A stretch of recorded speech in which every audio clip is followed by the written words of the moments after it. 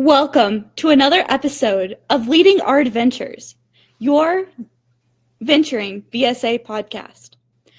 I'm Hannah Todd, and I'm honored to be your host today. And thank you so much for joining us on yet another adventure. I'm so excited to see the pathways that we explore. Just like normal, kind of on our normal format that we've been going for, and tying into last week's episode, we are going to have a remarkable guest whose journey through adventuring has gone through many twists and turns. It has to do with our Cub Scout friends again and the future of our program. Did you know that venturers can be Den Chiefs too? Just like the Scouts BSA program. Welcome, everyone, and today we will have a lot of fun. Scouting is more than just knots and badges. It's about leadership, growth, and fostering a sense of community. Our guest has had a very important part in this process of leading the way. We have so many leadership roles, and being a Den Chief is something that kept me in venturing personally, so it's very near and dear to my heart. So grab your favorite snack and sit back and join us as we unravel the stories and experiences of being a Den Chief. Without further ado, let's welcome our guest, Caden, to the podcast. Hi, Caden. Hello. I'm so excited that you're here. Can you start by sharing a little bit about your background in scouting? Introduce yourself. How did you become a Den Chief? Okay, so I would love to share some about my experiences with venturing and scouting BSA as a whole. So my name is Caden, and my scouting career has been pretty full of twists and turns. So back in 2016, I went to a Cub Scout day camp in my local district, and I loved it so much that whenever I came back, I immediately joined a pack for that upcoming school year. I ended up joining a pack that one of my very close friends was in, and I went all the way up through Cub Scouts, through my Webelos and Arrow of Light year. And then in February of 2020, I crossed over into a Boy Scout troop. There, I've done multiple different things with my time until I turned 14. Once I turned 14, it was only a few days after that I filled out my paperwork to join Crew 1465. Since being in the crew, I have seen how the program of a troop, crew, and pack are different. During all this time, I may have taken leadership and first aid training along with being a Brotherhood member of the Order of the Arrow. All that's just been about my scouting journey. Awesome. So you went from tiger, wolf, bear, Webelo. What's a Webelo? So Webelo is actually an acronym that stands for We Will Be Loyal Scouts. Awesome. Very cool. And kind of a snapshot into your Cub Scout history. Did you have a den number? I did. So the way it worked in our pack is throughout tiger, wolf, and bear year, you had a den number, which was for me, I was in a part of den 10. And then once you got to your Webelos and Arrow of Light year, you were given a patrol name to help transfer you into the style of a troop and crew. Once I was a AOL, my patrol name was the Angry Goat Patrol. Your Arrow of Light AOL was Angry Goat. That must have been lots of fun. Yes, we had a lot of time. We spent a lot of time making a lot of good spirited stuff about that patrol. Awesome. Did you have a Den Chief going through? I had 2 Den Chiefs at one point, actually. 2 older scouts from the troop that I am now in during my Arrow of Light year came over and helped us out whenever we were doing activities such as One of the main things that I remember them being there was for some of our whittling and knot tying activities. That sounds really cool. Definitely a memorable experience that so many years later you can remember. And that brings me to the point of what exactly does a BSA Venturing Den Chief do? Can you outline the key responsibilities and duties of said role? Okay, so that's a great question. So, as you stated in the opening, I don't feel like a lot of people knew that you could be a den chief as a venturer, which is far from the truth. You can be a den chief as all three: a Boy Scout, and a Sea Scout. The role of a den chief is nearly identical to all three of the different parts of the BSA. Your main goal is to be a friend for your den and help teach them the skills that they need to know to be able to move forward in their scouting career, help them make new friends, and another reason you might want to have den chiefs going out into packs is for recruitment purposes. You want to get Cub Scouts excited for the next step in their journey. You want them to be able to look forward to joining venturing Boy Scouts and Sea Scouts. Awesome. Cool. So I know one thing that both Scouts, BSA Scouts, and Venture Scouts and Sea Scouts sometimes worry about is having to be a babysitter. And that's not your job, right? That is correct. Your job as Den Chief is actually not to just be a babysitter. So, my den leader was a very, very good guy. He had almost everything planned out, where we essentially had everything set and ready to go for the meeting times. But his way of doing it was he would split each part of the meeting up, where if it was a skill that I knew and I was proficient at, he would let me assist with teaching the skill. And it isn't as much a babysitter role, it's set up correctly. And when it is set up correctly, it can be very beneficial for both the Den Chief to help retain some leadership values through teaching Cub Scouts, and it help the den leader by giving them a little bit more breathing room for them to be able to plan and do other things behind the scenes that are needed to keep a Cub Scout den going. Awesome. Always in the same room. You have your assistant den leader, 2 deep leadership always. But it sounds like, and I'm sure that the scouts in your den benefited from having a older scout to look up to be that friend. And that sounds like a great experience. What den did you have a den number that you were associated with when you den chiefed? So whenever I den chiefed, I was specifically den chiefing for a Webelos patrol. So they were in the same pack that I was, so they were going by a patrol name. They were going by the name of the Radioactive Gummy Bears. That's so cool. Wow. Maybe we should get some mascots in the venturing crew and call them Radioactive Gummy Bears. That's really cool. How do you approach leadership as a den chief? Like coming in, somebody that is not quite familiar, maybe they were in a pack before, how to den chief. What aspects of mentorship are important when working with those Cub Scouts?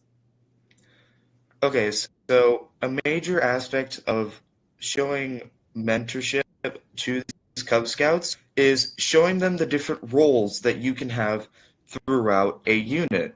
So a den is a part of the bigger unit of a pack. A crew is sort of works the same way as a den, except less adult intervention.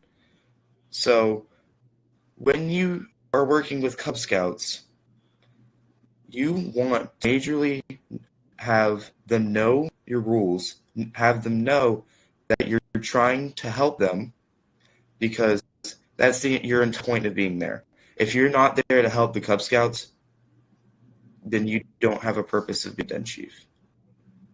Awesome. And since they are younger kids, you want to have patience. You and the den leader are the ones who are teaching these young people, and you need the patience to be able to help them whenever they get something wrong. So having the patience and setting rules, guidelines, and boundaries to be able to help your Cub Scouts in the best way you know how is probably the best way to mentor them, because it's the way that it's going to continue to work throughout their scouting career if they continue on into a higher part of the BSA program. Oh, that's really cool. You get to kind of assist them along the way, and I'm sure that there's a collaboration aspect that you have with the Cub Scout leaders, because you're not in charge of the entire group. You're that friend. But I'm curious, for listeners out there, how do you ensure a positive and cohesive experience for Scouts while collaborating with that den leader? That's a really great question. So a lot of what a den leader and a den chief do is a lot of it's behind the scenes. So one thing that my den leader and I always made sure we did is we always made sure there was a plan for our meeting. If you don't have a plan for your meeting, well then it's not going to go very smoothly, because you don't have anything planned to do and nothing to keep the Cub Scouts busy. And since I was a Cub Scout, I know that their attention spans go like that. So you want something that's fun and that will educate them in what they want to know. Fun with a purpose. The guest that we had, I don't know if you saw last or a few weeks ago's episode, we talked about how having to talk at them. It's like not a merit badge class. We have to talk to them for like 1 minute tops. That's not an actual rule, but maybe a good rule of thumb, because their attention span is really, really quick. And I was wondering if you could share any memorable experiences that you've been involved in when working with Cub Scouts. Okay, so probably one of my most memorable experiences with this patrol is after the was done, so our pack wasn't anymore. Our den was going off to something that our district does called Webelos Adventure Camp, or WAC is the acronym. So I led these Cub Scouts as if they were part of a unit, like a crew, around for the long weekend. So we were there Thursday night, Friday, Saturday, and we left on Sunday. So I led them around, showing them all the cool stuff that they can do as they progress along their journey in scouting. And I sort of gave the adults breathing room. And what I mean by that is, like I said, the dynamic of a troop or a crew is different than a pack, where it's youth-led instead of adult-led. Oh. What I did is I took charge of the Cub Scouts, so they were following another youth instead of an adult. So they were getting into the feel of how the higher parts of scouting BSA are going. Adventuring, cool. And you always had your 2-3 adult den leaders with you, right? Yes, we always had our 2 den leaders and always a few parents. Awesome, because that's something that's a little different. Parents kind of come along the way in Cub Scouts, and you kind of get to show them. What was your favorite activity at WAC? Is it WAC? That's what it's called? Yeah. Yes, WAC. So probably my favorite thing that happened at WAC was our climbing wall experience. So it was really fun getting to see just the pure excitement on their faces as they were hooked onto the belay, and they were able to, some of them were able to hit the top. And it was just a wonderful sight to see their faces light up whenever they hit that bell. And it it was such a good experience. Awesome. That sounds very fulfilling. And then you were able to go to other leadership trainings, maybe climb some walls. Have you felt the same way? Oh yes, climbing, doing stuff like that that's a bit of a strenuous activity is very rewarding at the end. You feel like you've accomplished something and you feel good about yourself. So it's neat to see them grow. I love that. And of course, like any leadership position, it's not always smooth sailing. Cub Scouts Don't Wear No Socks is a song that I like to sing with my Cub Scouts. It's not Cub Scouts don't wear no socks all the time. Yay, woohoo! There has to be some challenges, I'm sure. And I was wondering what kind of things you have faced, kind of thing. Can you share your experiences? Okay, so probably one of the biggest things I've had to deal with as Den Chief is kids being kids.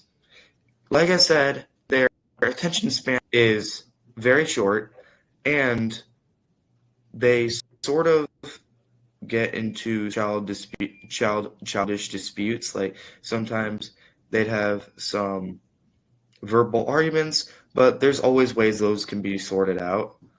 And just having younger kids and you already know they're going to be crazy, hyper, immature, and sometimes unknowingly or knowingly dangerous.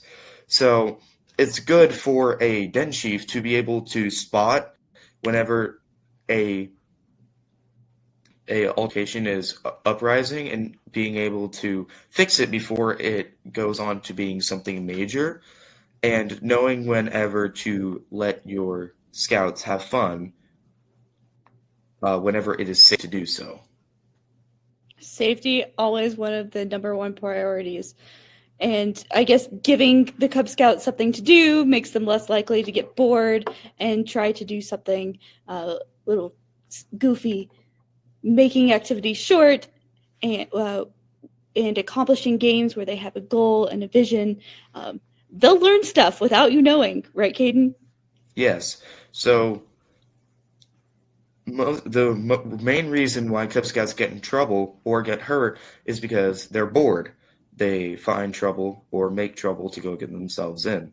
So giving Cubs activities and games that are short and entertaining gives them something to do that helps them be able to think something out while learning something either consciously or subconsciously. So Cool. And that leader can definitely help along the way. And when it comes to your personal development, kind of going with Alps, adventure, leadership, personal growth, what kind of personal growth and development have you experienced through your time as Den Chief? So my time as Den Chief, it was sort of at the start whenever I had just crossed over from Cub Scouts, and my Den Chief training was sort of a trial run for me. And that may sound bad, but Den Chief was one of the first leadership positions, and I used it to help me develop my leadership skills before I go on to helping kids that are my age, even older than me. So being able to lead people that can be arguably more stubborn than teenagers help you to be able to prepare for stubborn teenagers. Oh, cool. And that comes with your learning your communication styles, and I'm sure that Cub Scouts don't have phones, or you're not calling any parents or anything like that. That's not the role of a Den Chief kind of thing. Right? Yes. My job as Den Chief is not to deal with the Cub Scouts personally through contacting. It is the job of the Den leader. My job is to show up wherever the Den leader requires assistance. Cool. So it's not my job because of PT reasons, and just overall reasons for safety. I don't specifically contact to parents or scouts. I always have at least another adult, most likely my parents' copy if I do need to communicate. And most of my communications always happen with the den leader. Awesome. And we've talked a lot about the den leader. And so it sounds like a pretty big responsibility, going to den meetings, going to pack meetings. I was wondering, how do you kind of balance your role of den chief with other activities such as school, other extracurricular activities with your crew and troop? And can you share some of your most memorable experiences? Okay, so the biggest way to keep track of everything that you're doing, like school, scouts, den chiefing, and any other things you may have, like sports, the biggest thing you want to have is time management. So Okay. if you're able to get everything balanced out where you have time, you have time to finish everything and plan for everything that's coming ahead, you'll be able to better prepare for everything that you may have to work on. So It sounds the like best, you learned. It sounds like you learned that from like the personal safe or the personal, what's it called? The planning, plan ahead and preparing. Is there training and mentoring called that? I'm blanking right now. Time management training. That's what it's called. yes, Words. You've learned a lot from that, and it sounds like you can use that experience. But I cut yes. you off. So time management training really shows the importance of having a plan that involves the 4 W's and H, which is who, Awesome. what, when, where, and why. Cool. So without these certain criteria that you meet to have a plan be foolproof, your plan isn't a plan. So having these Awesome. different parts helps you track your times that you need to be able to get everywhere. Awesome. Very, very cool. And I was wondering, as we wrap up kind of your final conclusions, I'm very glad that you are here today. But as we wrap up, what advice would you give to venturers or other scouts who are considering being den chiefs for Cub Scouts? The biggest piece of advice that I would have for people considering doing den chiefing, be patient with the Cub Scouts. Like we've said multiple times, their attention span can be very short. Being patient with them and letting them know that you're there to help can help them in the long run by them knowing that there's someone that they can to help them. Very And as you're teaching them, especially with scout skills, you're not just showing them something, you're also refreshing your skills. As you're teaching, you're refreshing your skills. And as you're able to teach someone else better, your own skills become more advanced and developed. I And love that. I love that so hopefully during the edge method, uh-huh. you can eventually get these scouts enabled where they can go off by themselves and teach other people these same skills that you have taught them, and for them to grow in their scouting experience as well. You I want to love that. have good contact with your den leader, and you want to keep relations with your Cub Scouts very friendly, but not overly friendly, but make sure you have patience and you teach them. Great words. I couldn't have said it better. And I'm sure those scouts that you were den chief for look up to you and will continue to have stories for the rest. I'm sure we could fill another episode with all the amazing stories and times that you were able to mentor them. Because ultimately, interactions with Cub Scouts align perfectly with the goals and values of the venturing program when it comes to leadership and development and community service. By leading the example and supporting one another and having fun along the way, we can continue to make a positive impact for future leaders of tomorrow. If you have any questions or would like to share your own venturing experiences, feel free to reach out on our Instagram or Facebook page. If you would like to join a crew and maybe be a Den Chief as well, you can go to bscout.org, type in your zip code, and let the adventure begin. Remember to subscribe to Leading Our Adventures and stay tuned for more exciting adventures and episodes. I'll see you in 2 weeks, and until next time, happy venturing. We'll see you later. Bye, everyone.